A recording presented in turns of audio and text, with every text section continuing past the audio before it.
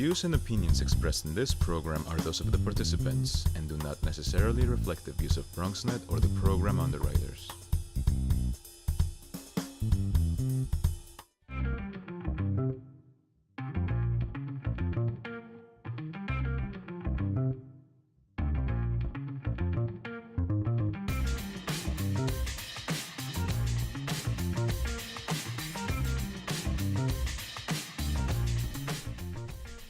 Hey everybody, we're here for the Bronx Buzz. Every Thursday night we come to you with a Bronx Reporters Roundtable. We are live from BronxNet's East Studios at the Hutch Metro Center, which is really a beautiful facility. And it's been my pleasure to host this show since its inception several months ago. We also, of course, have Bronx Talk on Monday nights, but this is a totally different show. And tonight our round table includes Summer Khurshid. I hope I got it right. Yeah. Who is the city government reporter at Gotham Gazette. Welcome back to the program. Thanks for having me. And Anthony Capote from the highly regarded Riverdale Press. Thank you for joining us once again. We're now going around where we get the reporters twice, three times, and more on the show. It's always great to have them. Summer, let's start with you. Yeah. Lots to talk about because there's a lot always going on in city government. Yeah. You wrote this fascinating story about this WeWork company, I guess. Yeah. Right? Which is now a new city partner, but apparently there is some concern out there because there's a connection to the mayor. Well, Let's have at it. WeWork is this, they're a co-working startup. They have these co-working spaces where a bunch of firms, different companies will work in the same space in one building. There'll be different offices. There could be hundreds of companies within one building. Excuse me, we have the Sunshine, what was the name of that? Was the Sunshine, and they were in the Banknote building in the Bronx. Very similar. I think they're no longer there, but Okay. it's a very similar concept. I just thought it was something Bronx people would know. Right. So I interrupted you, so- I'm sorry. So they have these like affordable, nice co-working spaces, and they're valued at billions and billions of dollars. The company that manages it. Yes, WeWork. They value billions of dollars. And in January, they made a bunch of donations, the maximum donations they could. It came to light because Mayor de Blasio's biggest bundler was a WeWork employee, had raised $68,000 for him, more than James Capellino. For me and others, you need to define the term bundler. A bundler, someone who sort of solicits donations from a bunch of people, puts them in a bundle, bundles them together, and gives them to the mayor. It's legal, but you have to declare who the donors are, et cetera, et cetera.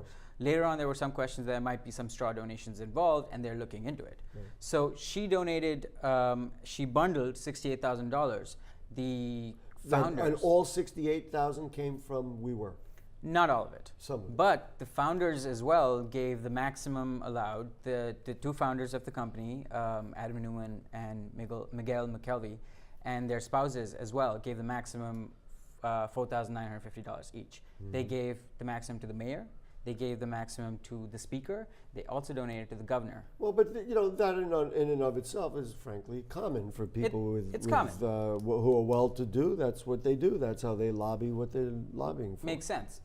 But a couple of months later, in May, they announced a big deal with the city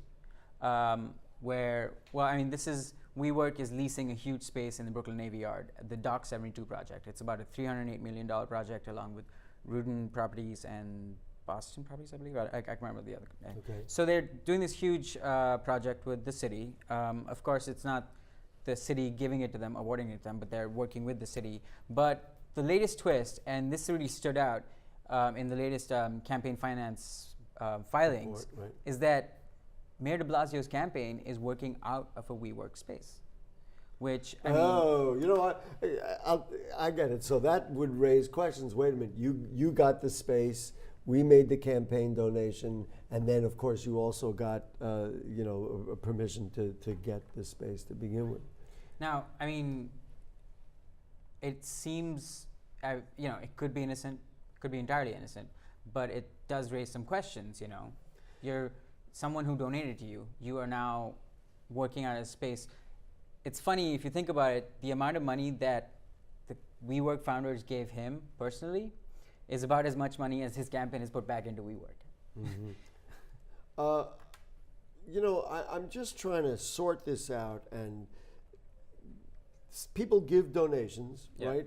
We know this goes on all over the place. Yeah.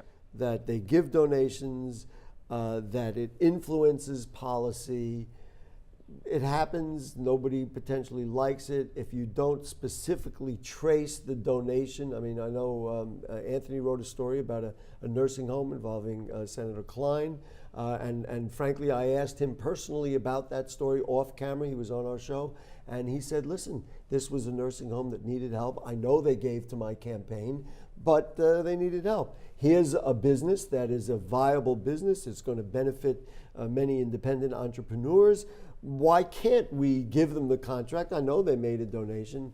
Listen, $4,900 is not going to win me the election. I know that's a nice thing. No, I'm not saying that contract, Right. that project and the donation are linked. I'm not saying that at all. I'm not saying, but it does raise questions, especially at the time when the mayor's Being scrutinized. scrutinized so heavily over campaign donations, over raising money from people who have business with the city, over this sort of pay-to-pay culture that people think that he's brought back to City Hall. So the suggestion would be, shouldn't he have known better and just found other space for his... The optics don't look great. You're right. You know, I'm sure there's office space in the city that the mayor could find We for would his presume. for his campaign Right. space. And also, you know, it raises questions about you're sharing a lot of space, a campaign office in a co-working space. You're sharing a lot of space. There's a lot of meetings that could happen in a space like that that no one could ever know about, you know.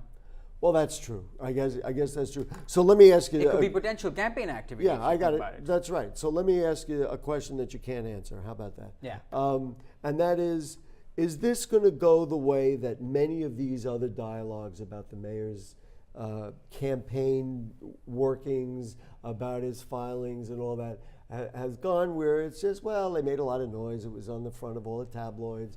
And everybody said, well, that's okay. And on talk shows like this, they talked about it and it went away. Or do you think really there's something here that will not pass a legal smell test and all of a sudden we've got something else going on? You want to answer first? Or you want me to answer the question first? You asked me a question I can answer. Right. But what to I will me, say it is, looks like more of the same and it's not going anywhere. I know, true, more the same, but it's definitely worth watching out for. This is a company. Let's not forget. It's got 32 projects in the city, and it's always expanding. Right. It was the last valuation was about $16 billion, I believe. They're expanding to Asia. This is a company that's looking to expand more aggressively, Well, for which you know, you need help with. and they're doing it. They're actually doing it correctly. They're doing it correctly. You know, you may not like it. I may think- not like it, but it's the I way it forgot to is. mention they also have spent $200,000 lobbying City Hall and the Department of Buildings. $200,000. Yes, lobbying City Hall for Well, future projects. I got to tell you, this goes on in the city, and unless we change True. the rules, unless we change the laws, maybe we, you know, those of you in journalism and those of us in talk shows can raise our eyebrows, but there's nothing to say unless it's clear that it's pay for play, as us old DJs will remember. So, all right, listen, you've written about a lot of other interesting things, but in the interest of time, let's say hello to Anthony Capote from the Riverdale Press. You've written about a number of things that I think are very interesting, and this has implications not only in Marble Hill houses, which is what specifically you wrote about because it's in the Riverdale Press coverage area, but the idea of NYCHA selling off property to private enterprises. Let's talk about what that is and what the implications of that are. And to be totally clear, they're not selling anything. Oh, What they're doing is they're I'm leasing wrong. out. Mark that down. First time ever. There's a first time for everything here. Yeah.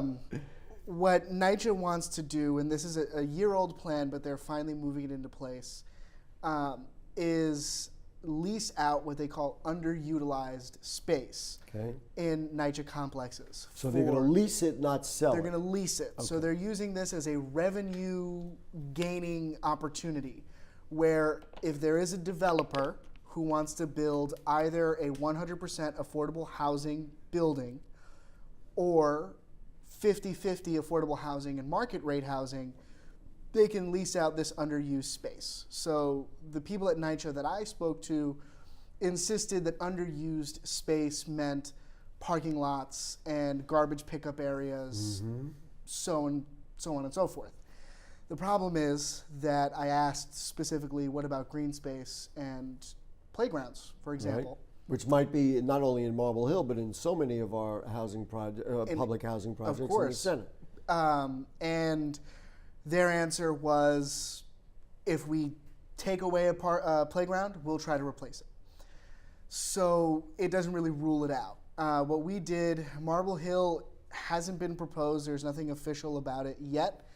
But we went, Dee, who's been on your show, Dee Delgado. Yes, of course, the photographer. Yeah, the photographer for the Riverdale Press. We went out to the Marble Hill houses, and we just looked for any space that might be underutilized. And what we found were a couple of parking lots, which to us, I think the problem with getting rid of parking lots is what happens to those cars. I was wondering when we were going to get to that, because if you weren't going to get there, I was certainly, as a lifelong Bronxite in the Northwest Bronx, I would certainly go there. Yeah, what are you supposed to do? Well, so let's just just address that. So you said underutilized, even though it looks like a lot of ground, a parking lot in a housing project, especially when you've got big buildings, and so, you know, whatever you got, 80 or 100 families in those buildings, and you got a parking lot where you got 25 spaces, I got to tell you, that is not underutilized. That is very importantly utilized, and you know, so let me just add one more thing, because what the zoning proposals allowed the city to do was back off the number of parking spaces if a housing project was near mass transit. Now, Marble Hill project, so of course right near the number one train. On the other hand, if you work in Yonkers, or if you work on the East Bronx or somewhere else, or do any kind of work where you, or even just design to own a car, what are you going to do? Is there an answer to that question? It's, you know, they haven't come up with one. And the problem is that there is a general consensus in City Hall that we need to limit the number of cars that there are. I don't know that that's the way to do it. I don't think so either, but they're trying to find a way. And this might be a way of doing that, but the problem is, in places like the Bronx, it's impossible. If you commute, if you live in the West Bronx and you work in the East Bronx, it's impossible to sustain looking yourself at an on a hour bus. and a half to go across the Bronx without a car, and if you don't believe me, all you got to do is try to go across Marsh Loop Parkway and get to Pelham Parkway or get to Allerton Avenue during any one of the rush hours, and it's going to take you a very long time. So that is a really big question. Will it be potentially housing, affordable housing, or any housing? That's what it is. It's going to be housing. All of it. So anything that they build there. You know, I guess we know that they need to raise money for public housing. We know that there are big problems.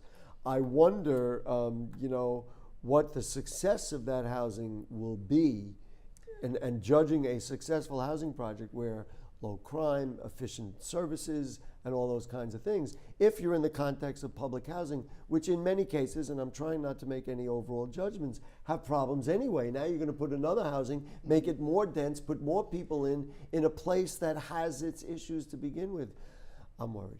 Yeah. So that story is in the Riverdale Press, and people could take a look at that and see that. Of course. All right, I don't want to make you solve New York's problems, although I'm trying, and I tried with summer, but that didn't work either. The other, or another of many things that you've written about was in your political column. You talked about Councilmember Cohen coming out against the Hebrew Home for the Aged, which is a highly respected institution, and against their idea to rezone so that they could put taller buildings in. Yeah, and you know, Cohen has a record, as you and I mentioned before the show, of sort of walking to the beat of his own drum. He really does, I think, sort of say and do what he believes is right in most cases at City Hall. And in this case, what he said was that this area where the Hebrew Home wants to expand on the southern part of their campus is R1 zoning, which means only single-family homes. Right. And so if the Hebrew Home, if I can just interpret for you, if the Hebrew Home wants to build, they can build structures, but it can't be one of these. It's got to be. It's got to be smaller. Right. And they want to move it up to R12. Yes, and they want to move it. They want to build on that southern part of campus 1 6-story and 1 4-story building. And that would house potentially more seniors? Yes, that would be to create what's called a continued care retirement community, which would basically mean that they can hold more people for longer periods of time. So let me ask you this. You quoted Councilmember Cohen. What are the other electeds in that area? Think about whether it be Senator Klein, Assemblyman Dinowitz, or the congressman who's a little more removed. I'm working on Finding that out? Yeah, finding that out from them now, but I don't even want to try to guess what they might say. What an interesting position for a local elected official to take that flies in the face of one of the biggest, developers and a very important institution. He was very clear in your article that you quoted him to say, I love that institution. Mm-hmm. And yet he decided to stand up and say we would want them to expand in only a certain way. It's a fascinating bit of kind of interplay that you usually don't see now. I mean, you don't see that stuff ever these days. Rezoning, I don't know the story, but rezoning is a fraught issue because you don't want to tackle one issue immediately and then have some unexpected consequence down the line. So you say they did it, like example in that case, they did it over there, why can't we do it? Or if they rezone and they're like, we want to build a continuum care facility, who's to stop a developer from buying an empty lot next door and building condominiums, luxury condos? Because suddenly the zoning allows you to build high, build tall, and then what happens? Property. This is, of course, hypothetical. Property prices go up, taxes go up. Not taxes. Sorry. Property prices will go up. The neighborhood would get more expensive. I'd assume. Potentially gentrified, although that's not quite the case there. The other thing would be the visual state of that land. I mean, it's the Hebrew home is right on the water. It's a beautiful view. It's a bucolic setting. And so I guess that in part, I'd have to go back and ask the council member, but Some of the residents, this was a while back when our former editor wrote a story about it, some of the residents had issue with, what would happen as far as their view. Would the Hebrew home take that away? And that might actually drop some of those property values. So what's next? Now, what is the community board saying about that? The two of them don't know yet. What does the community board say? And where is it at in the process? Is it done with the community board and now going to the city council? That the community board has opposed it. They've said that they don't want this to go through, which was where Cohen was saying that he was going to be siding with. Well, that's very interesting because, and I'm just guessing that it's going to come to the city council, and in many cases the city council agrees with the home legislator, and so it was hidden in your political column, not hidden, but it was there. But that to me is a very, very interesting story. All right, gentlemen, we got to take a break. So Summer Kershid from the Gotham Gazette is here, and Anthony Capote from the Riverdale Press is here. We're going to take a break. When we come back, our buzz of the week, we're going to talk about the retiring police commissioner. Don't go away.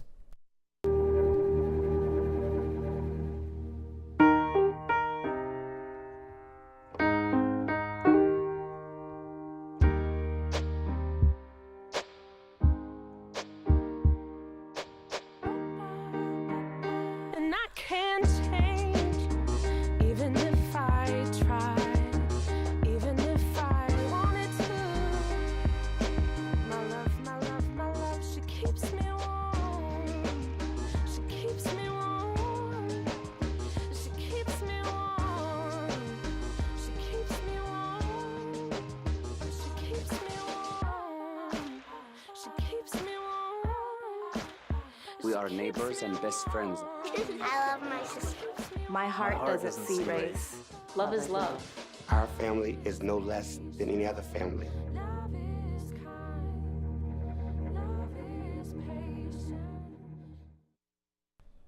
All right, back with you on the Bronx Buzz. We're having a really good time with our two reporters, Summer Kershid from Gotham Gazette and also Anthony Capote from the Riverdale Press. We'll start with you, Summer. Let's talk about the retiring police commissioner. Bill Bratton is retiring. you know, I guess it's been successful because they will quote you numbers that show that crime is down, but there is a lot of bad feeling about this particular police commissioner. There is. He came in with a lot of baggage.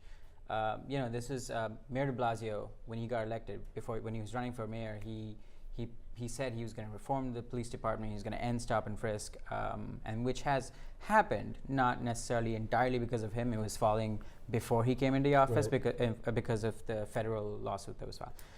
So stop and frisks have been falling, but he's stuck to broken windows policing, which has been Bratton's sort of, like, he pioneered it basically. Well, he claims to pioneer it. Of course, don't ask Rudy, but that's another story. So, you know, they've stuck with broken windows policing, and they've insisted that it's evolving. It's an evolving approach, and they've created a peace dividend where, you know, the number of arrests are down, the number of encounters with police are down. But he's a very controversial commissioner. He also said some things during the last round of police shootings of police, and police shootings of African American men that didn't make a lot of people happy either. It did not, no. So some total mixed bag as he walks out the door. Just your evaluation of the way the city police department has developed over the last few years. It's interesting. I mean, we're in a place where crime in New York is lower than it just about has ever been. And this is not my reporter side. This is more my student of sociology side. Say it, baby. Let her rip. But broken windows policing is one of those things that it's based on a sociological theory that was basically debunked and disbelieved Right. like 15 years ago. So it's, you know, it's odd that police departments are still clinging to it. If you were, whether it be the mayor or the new commissioner is Jim O'Neill? Yes. James O'Neill? James O'Neill, Okay. yeah. If you were the new police commissioner, what would you look at this large, immense, it's the size of a small army. It's probably larger than some of the armies in the world. What would you look at that army of NYPD officers and try to do? 34,000 officers. You want more? Oh, you're just giving us the number. 34,000 Okay, that's why I brought it. With He gives me 1,300 added last year. Okay, so what would you? I'm going to ask you the same question, so don't be so smart. Go ahead. In my hypothetical police commissioner world, I think that the idea of community policing, an idea that like cops are a part of the neighborhood and they're not just walking around and asking people pointed questions and trying to catch crooks. I think that if they're just walking a beat, you know, sort of the traditional idea of what you think a cop does, walking a beat, getting to know everybody, talking to residents. I'm waiting for the end of that sentence. If they do that, you think if they do that, I think that would be a lot better. That would be a lot better. Do more of that. Shift some of the emphasis on the police force. Same question for you, and then I'm going to give my point of view. I don't know what I'd do, but that is a good option, and that's what they have been doing. So you'll hire Anthony to run your police force for you. It's funny because James O'Neill is the architect of the neighborhood policing program. Oh, so maybe that is an interesting shift. Yeah, and at the announcement on Tuesday, he said he didn't mention broken windows at all, but he talked a lot about rebuilding trust with the community using this neighborhood policing program that he's constructed, and they announced also that they're expanding it. It's by October, it's going to be in at least 51% of citywide precincts. Well, here's what Gary thinks, and I'm going to go back to something that President Obama said in, I believe, the funeral speech or the memorial speech in Dallas, when he said, we do a lot of things wrong in society and ask the police departments to clean them up. And I was directly reminded of that because I read a story that apparently the NYPD is about to round up another 35 gang members in the Bronx. And so using police weaponry, so to speak, using police tactics, that's all they can do. But we have failed in terms of giving these kids activities, in growing up in public housing, where in so many cases it is just substandard in absolutely every single way, in disenfranchising them out of the schools. So we're creating this lack of family, and so they all gravitate to each other, to these gangs, and then we say to the NYPD, clean it up. So my thing, if I was the police commissioner, I would work and work and work with community groups, maybe through what Anthony's suggesting, and say we can make the city safer if we find alternative ways of raising people so that we don't get caught. Well, our only tactic is to arrest people who do drugs. That's all we do. We got to do it before we get to that point. Now, Gary, one thing that hasn't been mentioned, I think we should talk about. Please do. It's very important. Is that a lot of the call now for police reform is about accountability, holding them to a higher standard, and tackling the structural racism, which even Mayor de Blasio has acknowledged has been issues that has plagued the NYPD.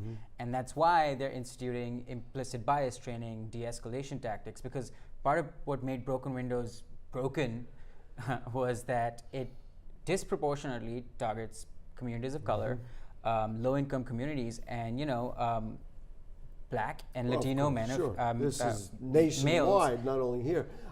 Anthony, we'll give you the final word. Could you couch a percentage of how much of this is about training? Because what Summer is talking about is training. I mean, really, it is I want to say it's 60% training and 40% accountability for not just stating that there is institutionalized and structural racism in police departments across the United States, but if you do something wrong or if you make a mistake as a journalist, we will tell you about it and we'll hold you accountable. And I think that police should do that doubly so. I think that when a cop does something wrong, other cops should stand up first. Well, we have a new head of the Civilian Complaint Review Board. We'll see how that goes as well. You guys are great, man. I could hang out with these guys and talk about the BX all the time. Summer Khurshid, city government reporter for Gotham Gazette, thank you. Anthony Capote of the Riverdale Press, thank you. We're going to keep reading, keep writing, keep doing what you're doing because you guys are great. And that's it, right? We're waving goodbye. Anthony's sister is here. We can wave goodbye to her. Did you draw anything? You didn't draw anything. That's all. Thank you to Jayla. Thank you to Michael. Thank you to the cast of Thousands. We'll see you Monday night. We're going to do housing Monday night. Good show on Bronx Talk. Good night.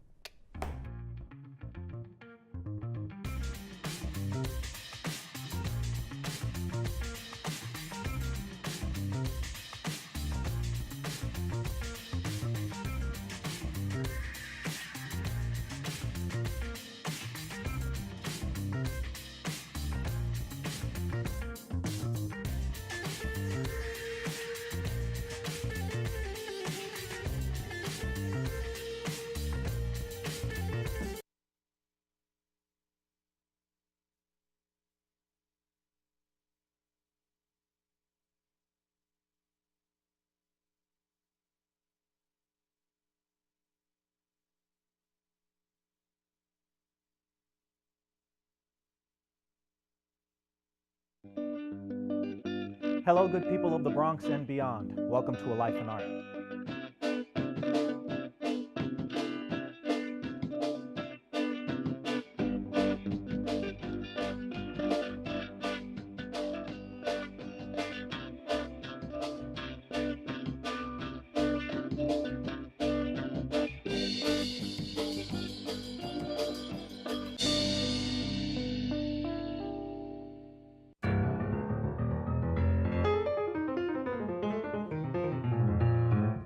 Every Monday night at 9, we talk to the borough's movers and shakers about the latest in Bronx politics, education, healthcare, arts and culture, and literally any and everything that's important to the people of the Bronx. There's a reason why Bronxites have been turning to Bronx Talk for more than 20 years, because Bronx Talk is about you and me, the people of the Bronx. So we'll see you Monday night at 9.